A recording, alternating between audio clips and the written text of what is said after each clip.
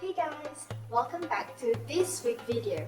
So for this week, I'm going to explain to you how you should tackle the question from your test 2 question. So altogether we have 3 questions. So the question is focusing on 3 chapters from the course. So let's get started. So how are you going to tackle this kind of question? So first and foremost, you need to define or explain how you're going to get the wet gluten yield. So how are you going to get that? Is by getting a dough for each sample. So for each dough, you need to wash it with flowing water. And then you have to squeeze all the starch away. And how are you going to ensure that you have squeezed all the starch out is by looking at the water flowing. If it's clear, it means that all the starch is being removed from your sample. So the viscoelastic dough that you get at the end is your wet gluten. So this is the sample that you are going to analyze. So in the question, you were asked to determine or to predict what is the best analytical method to be used to determine the correlation between this yield of wet gluten and also its water absorptivity. So the first instrument that you can use is thermogravimetric analysis, TGA, and the other one is DTG, derivative thermogravimetric analysis. So these 2 methods, what you can do is that you can take 1 gram or less than 1 gram of your wet dough and then put it in the TGA and the DTG, and you will get the thermogram. So this thermogram will actually correlate between this wet gluten and its water absorptivity. Question number 1B. Sketch the expected outcome from both suggested analytical technique of choice and explain your illustration in question 1B. So as I have explained to you, the 2 suitable analytical method is the TGA and DTG. So the type of graph that you should sketch is the graph for TGA and the graph for DTG. So what you need to show me is that you need to make sure that the axes for both graph or both plot are correct. Means that for your TGA, the graph axis should be the weight reduction in percentage, the weight percentage versus temperature. But for the DTG, you should have the derivative weight reduction percentage over degrees Celsius versus temperature. So, and the pattern that you need to show in this question is that you need to have this kind of pattern. For TGA, you need to make sure that you have this like a waterfall thing. So it goes down and this goes down. So you should show me that it have 2 different waterfall like this. So the first one is around 100 degrees Celsius and the other one should be around 260 degrees Celsius. So and the DTG will show the the same pattern where the appearance of the peak at 100 degrees Celsius and also another peak appears at 260, around 260 degrees Celsius around here. So what does this mean? So the decrease in weight percentage for TGA and the appearance of peak for DTG at 100 degrees Celsius is actually the removal of moisture. Although you have washed it with water and then you have squeezed every single water out, it means that there are still water being confined in your dough. So that is what we call the wet gluten. So here is the moisture being held by this dough. And then another peak or another waterfall coming down here and another peak around 260 is actually the peak where the destruction of protein or gluten, the denaturalization. So you need to show me this kind of plot or graph, and then you need to explain why the graph have this kind of waterfall and to appearance of toothpick in the DDG.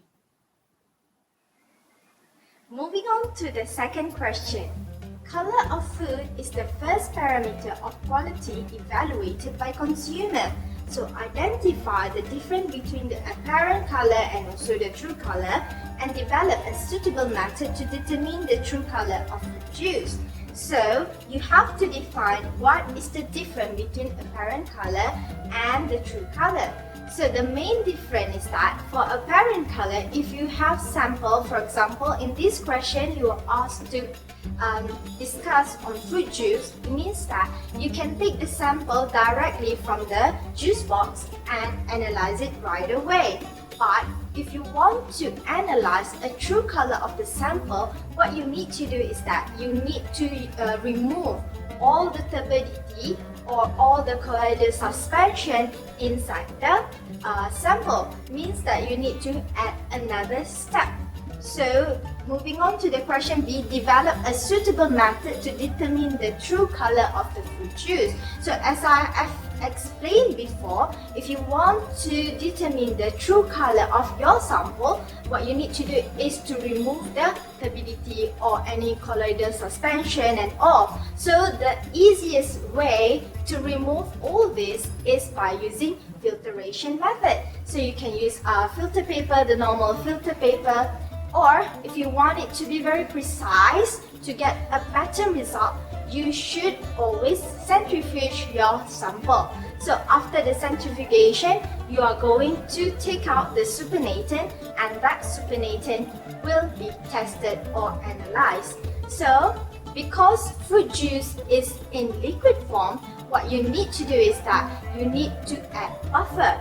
Why is that so? Because adding buffer will temper down the variation of the differential in hue with time because of the liquid sample. Okay, moving on to question number 2C. The barrier properties of a packaging material is one of the important requirements in selecting food packaging system. Briefly outline a qualitative and a quantitative calorimetric analysis method to show the relation between the type of packaging with its shelf life of fruit juice. So how are you going to tackle this kind of question? First and foremost, you need to explain to me what is the barrier properties of the packaging material. So when we talk about the barrier properties, we are actually talking about the oxygen content. Means that different type of packaging will give different oxygen content because the penetration of oxygen inside your sample will differ according to the different type of packaging that you use. So why is it so important to evaluate this oxygen? Because the oxygen will enhance the oxidation process. So if you have oxidation process inside your food sample, means that the degradation of the food will increase, which means the shelf life of the food will decrease.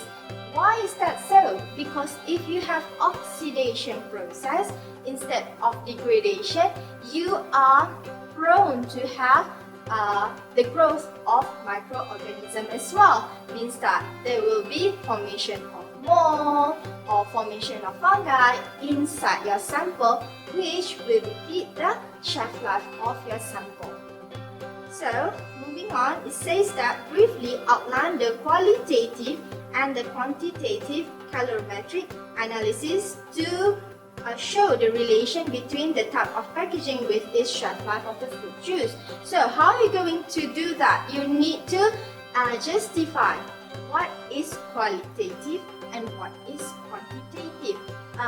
As per my previous video, we already explained that for quantitative analysis, it means that the data that you get, you can quantify it.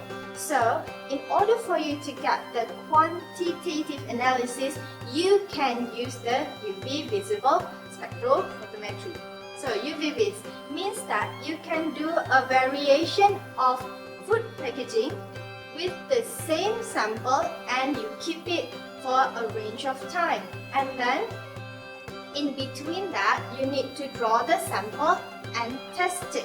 Means that from using the UV vis, you can actually see the trend, the difference in hue as you prolong the shelf life, or as you prolong the duration that you keep the sample. And from that, you can do a kinetic study. But for qualitative is an easier analysis where you can just use your observation. So as I have explained before, that after oxidation process occurs, it means that the formation of microorganism or mold or fungi inside the sample can be seen. So if you want to do qualitative analysis, you can just use it by looking at it like visually. So just observe. By observing it, if you can see the formation of mold, the white spot or the green spot inside your sample, that means that you are already doing a qualitative analysis. Question number 3. The separation of different size nucleic acid can be carried out by employing gel electrophoresis. Predict the direction that the nucleic acid will travel in the gel electrophoresis and justify your answer. So this question is rather straightforward. The nucleic acid will definitely move towards the positive pole. So why is that? So you need to have justification. This is because your nucleic acid, you need to always remember that your nucleic acid is negatively charged.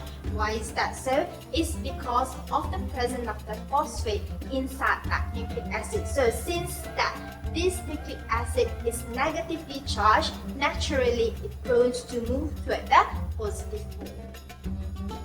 Question number 3b. The separation of fragments in gel electrophoresis are highly affected by the concentration of the gel. Explain this phenomena. So in gel electrophoresis, the concentration of gel indeed is very important for you to control. Why is that so? If the concentration of the gel is too high, it means that it will create like small pores in between of the gel. Therefore, the smaller DNA fragment can be separated out clearly. But what if you have a bigger DNA fragment? So they are blocked.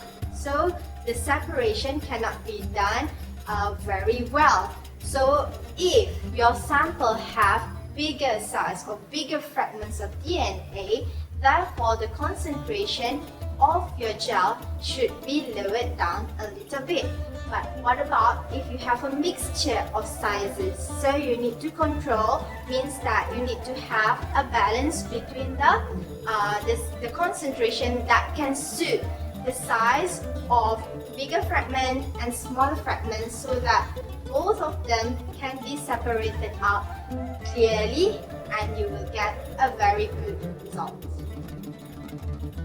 Okay, so I think I have explained all the 3 questions from your test 2. So I wish you all the best since Hari Raya is coming soon. So I wish you Selamat Hari Raya, Maaf Zahir Batin, and we'll see you again after the break. Thank you very much.